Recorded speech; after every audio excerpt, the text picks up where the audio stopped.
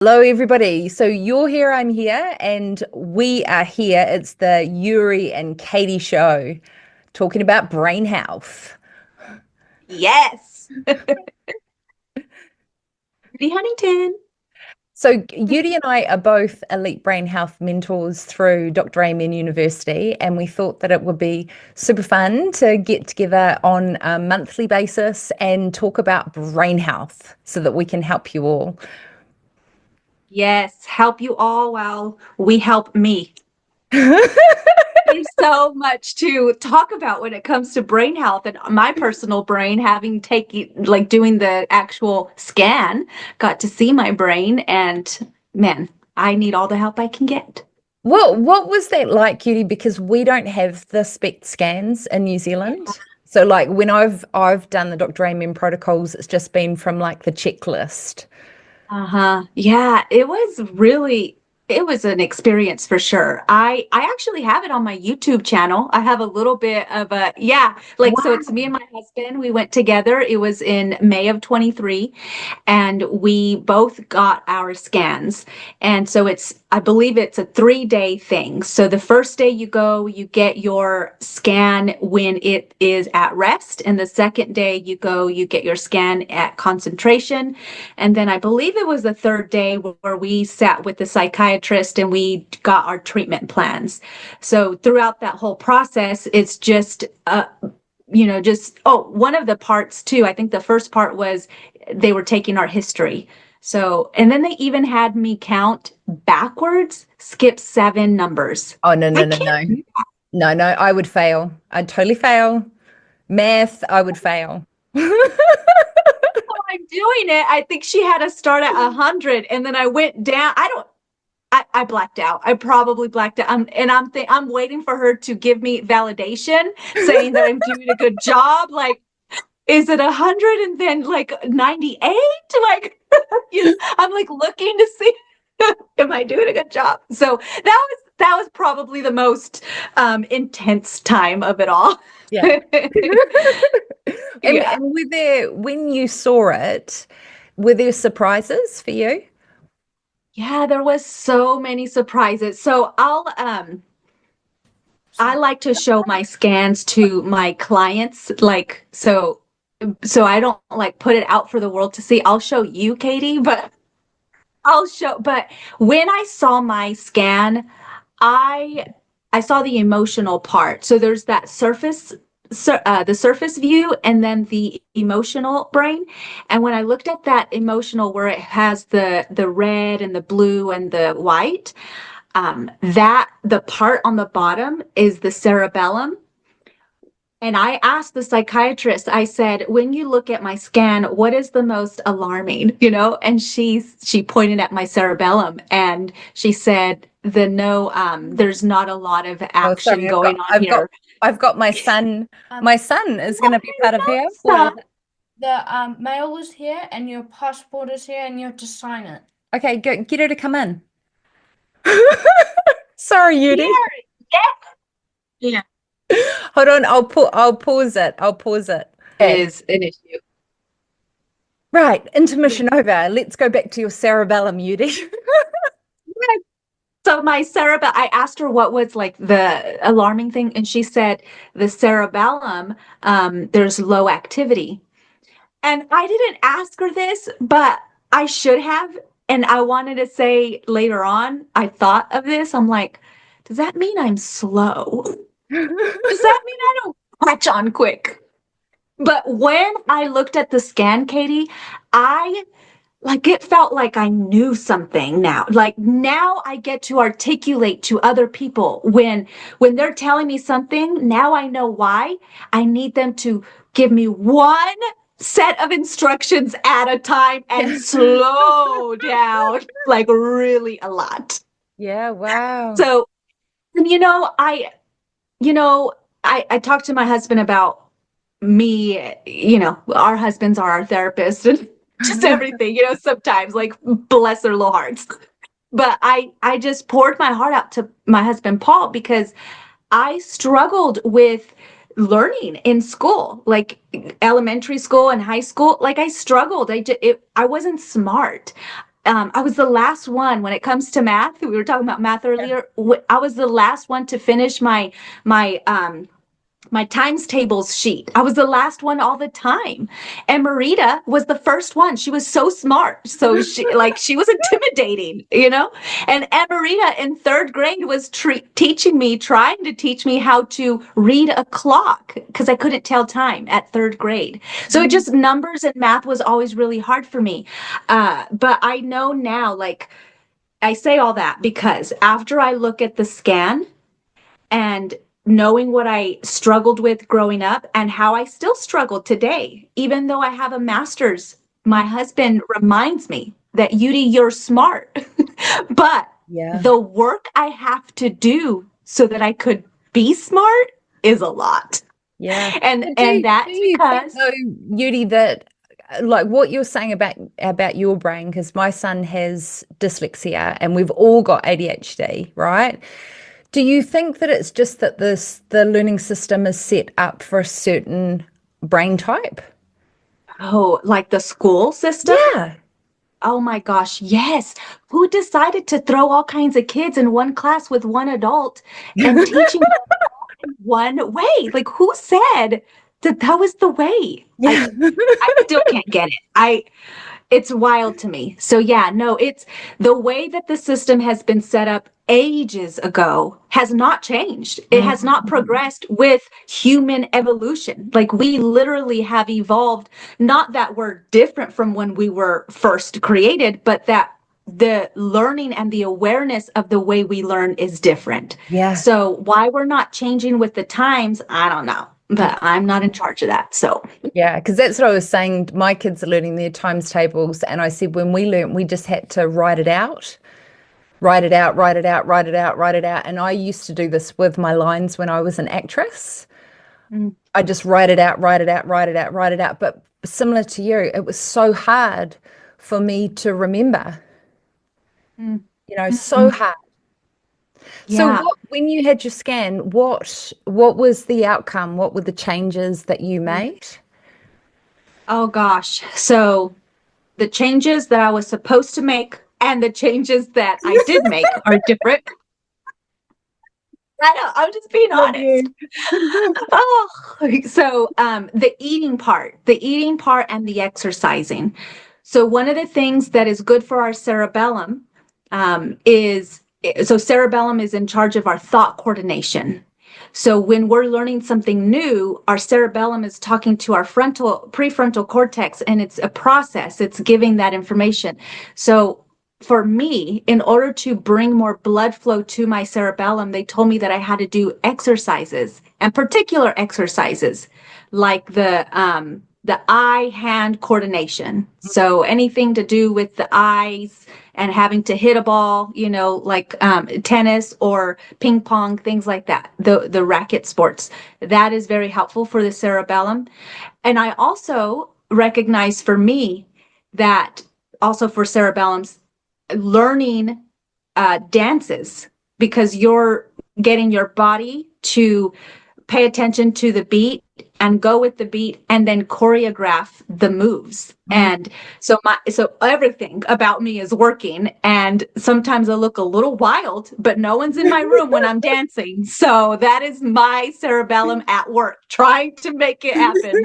But once I get a particular, because sometimes I'll go on TikTok and I'll try to like do one of those moves that they have. And so I'll play it over and over and over. And then it's hard. I look like a wild animal, but as I keep going, my cerebellum is catching it. It's getting there. And then it becomes, it's no longer new learning. It's a habit. That dance move is a habit. And so now my cerebellum, it's just getting its little workout too. So dancing is one of the things that I started implementing. And they also talked about what foods to eat. And I can't even go into that detailing because I am not there yet. I'm trying to do better in my nutrition world. Yeah, but I think it's a journey, and what it was really interesting when I did the book launch and I did a little workbook for everybody with nutrition.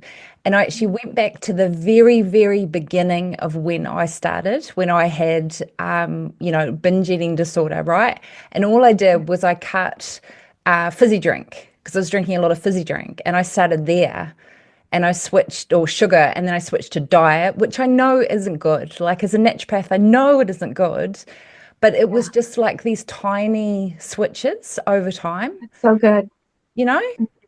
Like, and I think Yeah. there's so much judgment. Like even now over Easter, oh my God, you know what I did over Easter, Yudi? So I bought What? some, do you get Lindt chocolates in the States? Yeah. Yeah, yeah, Yes. yeah. So I bought some Lindt balls for the family for the Easter hunt, and I bought some sugar-free chocolate, like a great big block of it. So I thought, I might just have one Lindt ball.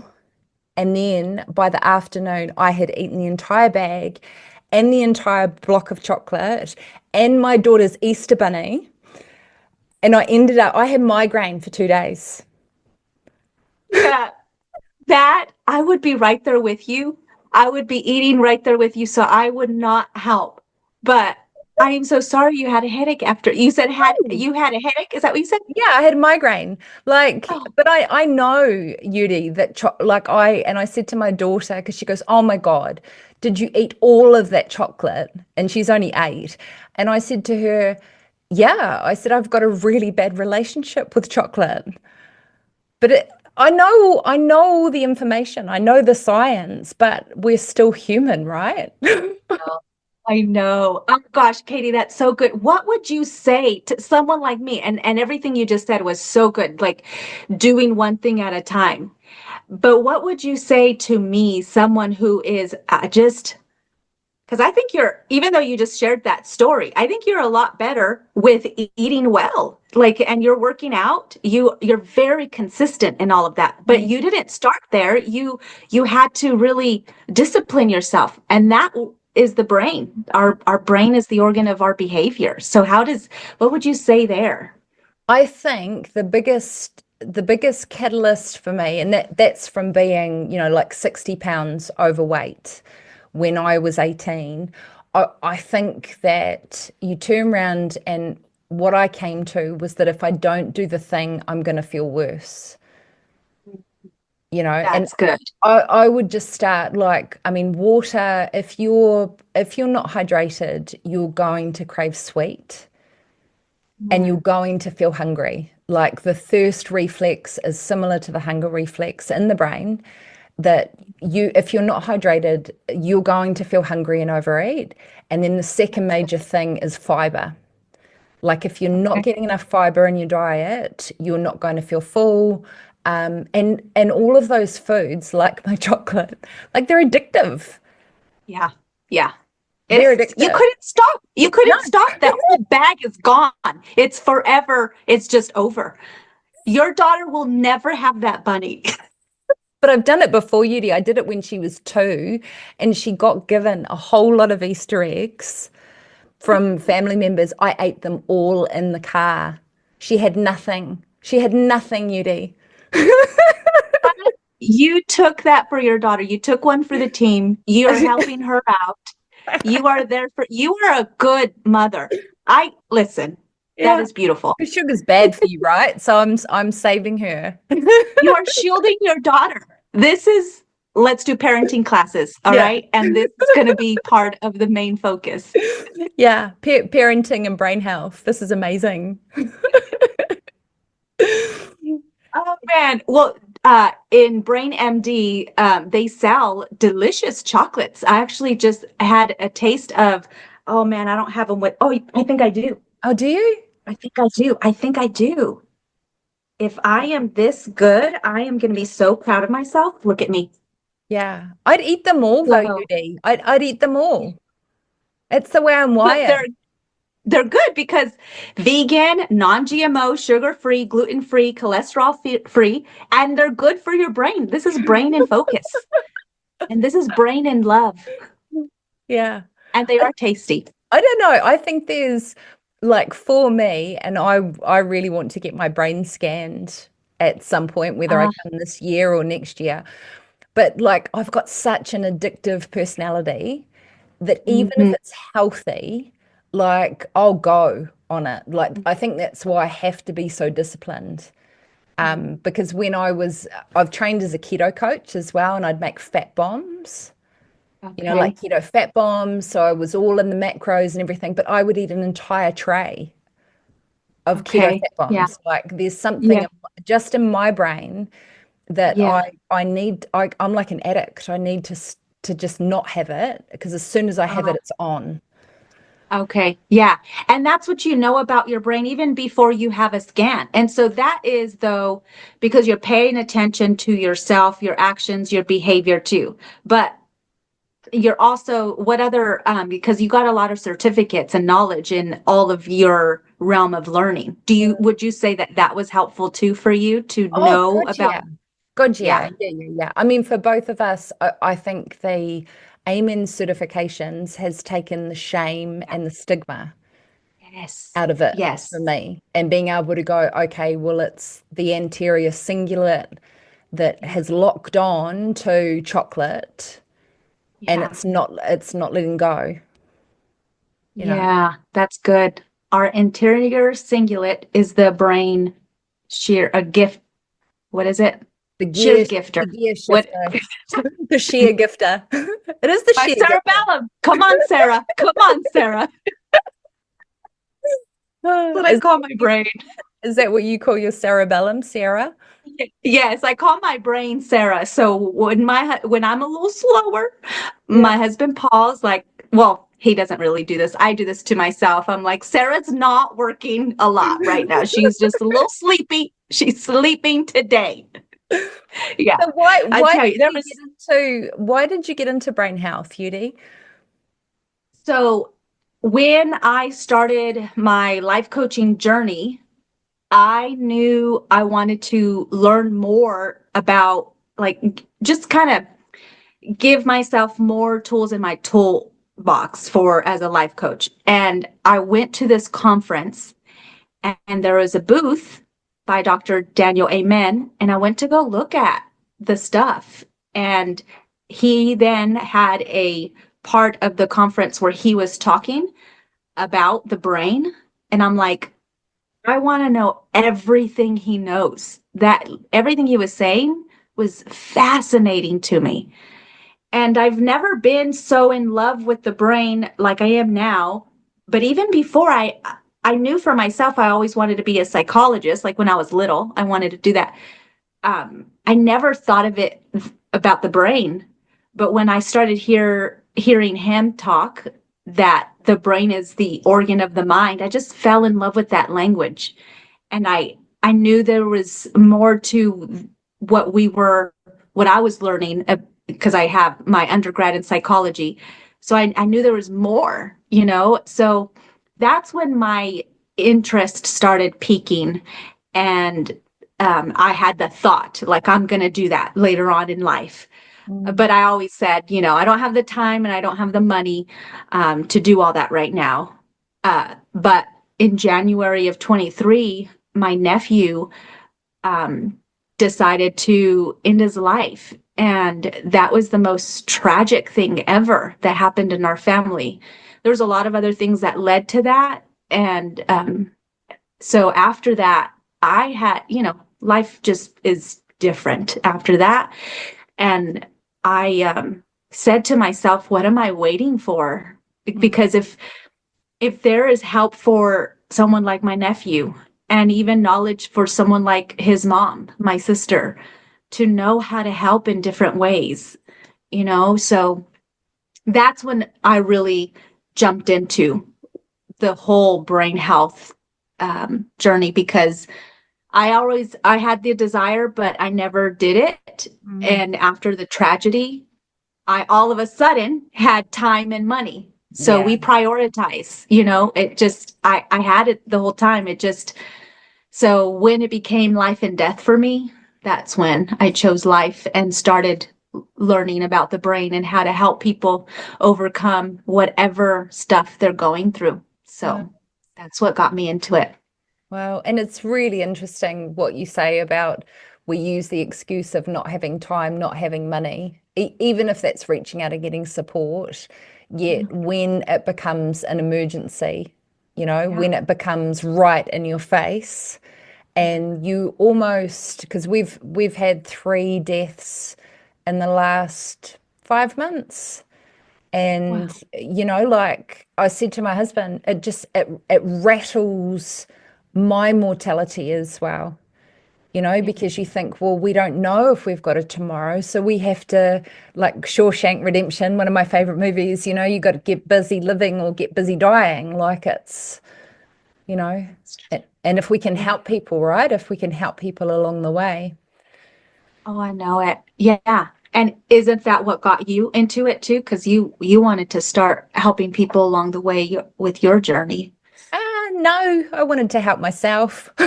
Yeah. It was purely selfish. Like if I look back at all the study I did, apart from Wait, second time you've called yourself selfish. Like, well, and another time we talked, but you are not. I don't know. Maybe you don't lie to yourself. You are a beautiful soul, and that's all I got to say. Anyway, I think the motivation was purely selfish. Like every time I've studied, it was because I was at the bottom of the cliff, and there wasn't any other help. And with the concussion, even though I had an amazing team of specialists around me, when I discovered Dr. Amen's book in the library, Yuri. yeah.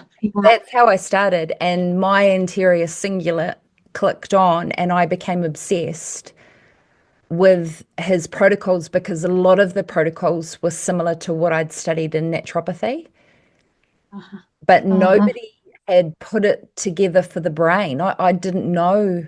I didn't know anything about the brain. I didn't know the limbic system being dysregulated was causing my suicidal ideation, my depression, Yeah. and being able Yeah. to go, okay, well, you've got this mental health problem, Katie, but you can actually start doing stuff to help yourself. And then from there, when I healed, that's when I was ready to help other people. Yeah. And I think that is exactly what we need to fill ourselves up so that we can give out of our abundance, so that we can give out of our experience and give out of what we've tried, trial and error, and it's more authentic that way. And that's probably what I feel off of you all the time, because I mean, even before this call, I just said, like, I have a little tummy issue. And then you went into help mode and you went into, let me help you. Let me figure this out for you. And I'm just like, yes, tell me what else I need to do. You just come with that because it's in you and you have experienced that for yourself and you know the route. And I think that's knowing the route, having the skills, and also having the heart and love for human beings. That coupled together is who you are. And I think that is the important part of being able to help people when they're struggling with any type of brain health issues. And I really love how Dr. Daniel Amen talks about it's not a mental illness, it's a brain health issue. Yeah. It really is. I Mm. mean, when we're not treating our brain right, if we're not treating the organ that organizes our entire life, then my God, we're doing something not well. We got to do different. Because one of your specialties, Yuri, is addiction. And what, like in the Dr. Amen study, what have you found interesting that's relevant to your addiction path, not your addiction pathway, but you're working with people that have addiction? Yeah. Yeah. And that's actually something I'm getting into. A licensed chemical dependency counselor is the pathway I'm going into right now. So I am learning that process right now. But for me right now, on how I can come into the kind of helping field is my own experience. Because I was doing drugs myself when I was 15, and I was on drugs up until I was, late 19, whatever. And knowing that first for me, it was this thing of, oh, I just want to try it. A dumb little 15-year-old at a party just wanting to try it. And then I tried it and I wanted the feeling again. And so I did it again. And it became an addiction because of the feeling that it gave me. I didn't put into consideration how I would feel when that high was gone. Because the high, when it's gone, the coming down part is horrible. Yeah. But my brain didn't remember that part or chose not to believe it was horrible. It chose to focus on the high and how good that part felt for a little bit, because the coming down part was a lot longer and worse than the high good part. So that in my brain, it, hits the pleasure centers in our brain. And so it activates this desire to want more and more. So for me, at the age of 15, that's how I was living my life, just wanting the high, and then not knowing at the same time, it was really affecting my entire organ, my brain. It was changing the structure of it. I didn't know that. I was 15, 16. I didn't even think of any of that. That wasn't even in my mind. Once we do that, let's say I had a healthy brain, and then at 15, I started doing that. Well, the brain now is rewiring it's shifting, it's morphing into something different because of those drugs. And now what I'm taking in is changing the surface view of my brain, and it's changing my behaviors. It's changing my attitude. My brain is changing in the act of that addiction. And now my behaviors are getting worse. And so it's this horrible, vicious cycle, because my behaviors are getting worse. My brain is not functioning well. I'm feeding it wrong, and it's just getting worse. And imagine 14, 15-year-olds doing that right now. And our prefrontal cortex is still, it's getting affected. And that's the executive functioning. We're not thinking well. So, and when you look and you're doing all of that for a long time, and then you look at the scan, you can see that if you even if you had a concussion, like how you were talking about, drugs, concussion, it's affecting the brain. It's different avenues, but it's affecting the same organ. So that's how I see it. And even like depression, anxiety, it shows up in our brain different ways, but you know what I mean? It's like, it's still affecting the same organ. And I think it's incredible because I started drinking heavily, probably about 16. And then and then I had a period where I wasn't drinking heavily, but that's when I started binging on carbohydrates and sugar. And then when in my early 20s, I was drinking a lot, and that's what caused, I had a mental crash at 23, and my liver was absolutely screwed. But I never at that point thought I was an alcoholic, right? I was just drinking every single day to get the feeling, and that's where I think that like, I know that of myself, that patterning is that when I like something, I love it, and I will love that until my blood crawls out of my skin. Yeah. And that's the addiction feeling, huh? That's the addiction of it all. It's a great way of explaining it. But I was chatting to a friend of mine who he was addicted to opiates for 12 years, and we were talking about it, and it's the feeling. Like you're saying, you chase the feeling, and that's all it is when you first start. But there is, I mean, that's why Brain Thrive by 25, I think, is amazing, is actually teaching kids about the impact on their brain. Yes. And since we're talking about like the drugs and things, I have the images of the human, images of human behavior. So wow. This is from Dr. Daniel Amen. And it has... I even got that book. Where did you get that book from? Well, when I went to go get my scan, I was at the clinic and they had all his books. So I'm like looking at all the ones I wanted. Yeah. Jealous at max now. I'll get one for you. I'll send it. So because it'll cost you so much to send it to New Zealand. Don't worry. I've never sent anything to New Zealand, so I wouldn't know. No, It wouldn't be. it's extortionate. A friend sent me a little notebook for Christmas. It cost her $70 US. Yeah, so don't send it to me, Yuri, but carry on. Carry on. We'll just take pictures and I'll send them to you. Anyway, people are like, I'm about to show you this picture of marijuana use. People say that taking marijuana, smoking with marijuana, whatever, helps them calm.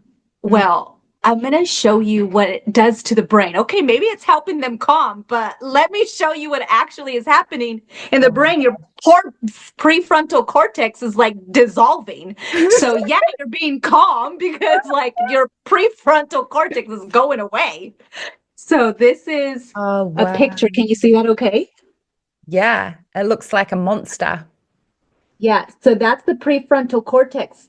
And Oh, wow. those are holes there. And this is an 18-year-old, 3 years of history, 4 times a week using marijuana. Wow. So there's a lot of those kinds of kiddos out there doing this kind of stuff, but even adults. And it's being legalized, in some states here in the States, California and Denver, Colorado. So, but it's not good. It's not good for the brain. And I love these SPECT scans because we could see what's going on and they can't lie to us anymore. Because we have answers. Technology has advanced. We're not like desperate people over here trying to figure out what's going on. What do the big people say and know? It's not like that anymore. We have access to these things where they can't lie anymore. The truth is that we can see that it's not okay. It's not okay. And I think the really important thing to note, because I had my son's teacher reach out to me and say, look, have you got any SPECT scans that I can show the kids? Because we're studying anatomy and physiology and blah, blah, blah. And I said to her, look, these are the SPECT scans that were available. And a lot of them were, like would show the illness. And then some of them, which weren't relevant to the children, would show a brain repaired, right? But I think and I went back to her and I said, you have to, when you're showing these images, actually teach them that the brain has this neuroplasticity. So if we start doing the right things, the brain can start to heal again. Because I said to Wendy Brinkman from the Amen Clinics, and we were talking about SPECT. I said, like, I'm terrified. Like, after years of drinking, I've used drugs as well, years of bad eating. Like, I'm terrified, but the brain can heal, right? Yeah. And it can. And because I did meth for that long, I was expecting my surface brain to look a lot worse than it did. But you're right. I've been sober for over 20 years now, and it's healed because, God is good. Yeah. And you've done that work, right, Yuri? You've done the work as well. Yeah, I've done the work. I've done the mental work. I've gone to therapy. I've done CBT, and that helps. And Dr. Amen talks about, I think it's the 5 questions, asking, is it true? Is it absolutely true? Like, that's a form of CBT therapy, just reframing the thoughts and thinking about what we're thinking about. That is what rewires our brain too. It's the psychological process that helps us see things differently. Therefore, our brain shifts into a different direction. And it literally is amazing to see that neuroplasticity in action. And we could see that in scans. That's beautiful. And I think it's so important as well, like what I've seen over the years with my clients and also myself, is that we don't get stuck in the diagnosis or the label, and we actually go, okay, my cerebellum, I love that, is offline, but what are the strategies to help her? What are the strategies if I've had, years and years of binging on alcohol or using drugs? What actually are the strategies to heal? Because I think I've seen this in myself and also in others, is we get stuck in feeling broken, and then that's where the shame comes in, because you go, okay, well, if that's the brain of a meth user and I use meth, then, I should have never used meth. I'm not using meth now. Do you know what I mean? Like the shame cycle that happens for people. Yeah, yeah, and we do get stuck in that if we're not careful. We get stuck in that shame and guilt. But that's why it's so important to have a community of people and a life coach, a brain health coach that helps us get out of those types of thought patterns that go just down in a spiral. And we could break that, just like you were talking about the cingulate, we have to break that by shifting our thoughts. And sometimes it's hard, but if our brain is neuroplastic and it has, like, it knows there's a one neural pathway going down one way, but we break it with a thought, then we just start shifting it. Mm. And that's that process. That's one of the things we have to do to create a new neural pathway. We just shift our thoughts. It's hard in the beginning, but we keep doing it and it's embedding a new neural pathway. So it's a process, but it's a good one, especially when we have a good support team. Yeah, absolutely. All right, Yuri, well, we're coming to the top of the hour. So, Wow, an hour. We just had all kinds of fun, didn't we? yeah, I know, like international post happening and interrupted by my son. That was great. That was awesome. Yeah. So So we'll cute. get all of your details and my details for the Yuri and Katie show, and we'll reconvene next time. Maybe if people want, if they're interested in brain health and they've got questions, they can pop them in the comments and we can cover some content for them. What do you reckon? I think that's great. If there's any questions that anyone might have, just whatever, random things. We have books we could look through for you, okay? Well, I do. I don't, Katie doesn't, but I'll look at this. Yeah, Yuri will use her book and I'll just sit here. You could use the book you authored, Miss Author, over there. There's not many pictures. There's not as many pictures as that awesome special Dr. Amen book. It's quite fancy. But yeah, we can absolutely we're gonna do this once a month. And right? Is that I don't Yeah, remember. I Am I reckon. mixing things up? I really Okay. like you. I think until we fall out, we could just do once a Okay. month. I like it. So, well, whatever questions you guys have, we may not know the answer, but we might be connected to the people that do. So we will get those things answered for you. We're just here. But also, are you also actively taking on clients, Katie? Like, would they be able to find you? Yes, yeah. I'm taking on a few. I've only got a few spaces at the moment. But you are, aren't you, Yuri? You're opening for business. Yes, I will be full-time coaching. So not full right now. I still have I'm not so available, but you can find me at yurihuntington.com or Huntington Coaching on Facebook, and you can contact me through that stuff there. It's awesome. Thank you so much, my friend. We'll connect soon. Yes, thank you.